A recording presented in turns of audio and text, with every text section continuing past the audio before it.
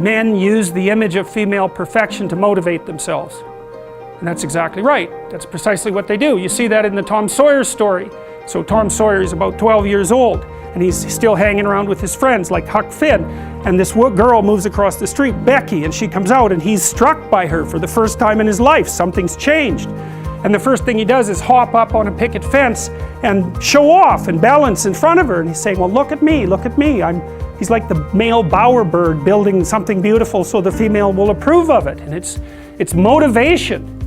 You know, and that's something that I think modern women don't really understand about men. They don't understand that, at least to the degree that males are uncorrupted and not bitter because of being rejected, they're doing everything they can to kneel before the eternal image of the feminine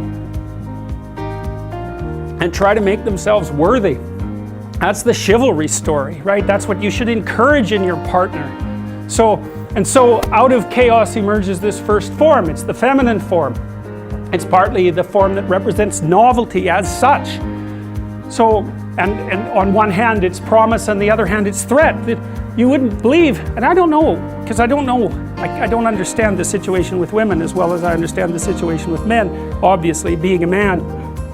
But I don't know if women have any idea how paralyzing they are to, especially young men.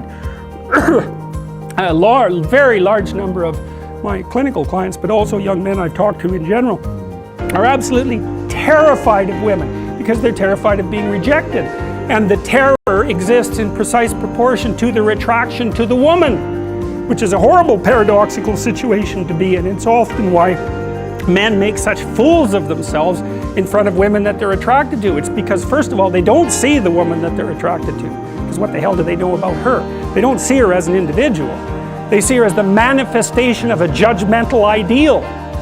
And then it's only in establishing the relationship with the actual woman that they can start differentiating between the judgmental ideal and the actual individual woman. And that also requires a sacrifice. And the sacrifice is, you never can have an ideal woman. So to have a relationship with any woman, you have to sacrifice the relationship with the ideal woman, and you have to see the individual woman and separate her from the ideal. And that's the same thing that happens to the hero in Sleeping Beauty, right? He sees the evil queen who actually turns into the dragon of chaos, and it's not until he can defeat her that he can establish a relationship with the actual princess. And that's exactly the case. I had one of my clients who ran this men's group, which was quite interesting. One of the things they had the initiates do, which was very intelligent, was to go out and ask 50 women in one day for their phone numbers. Why? Politely, properly, you know. It was a game, but it wasn't a stupid game.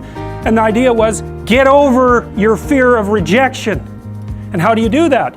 By encountering it continually and continually and continually, so that you're no longer paralyzed by this.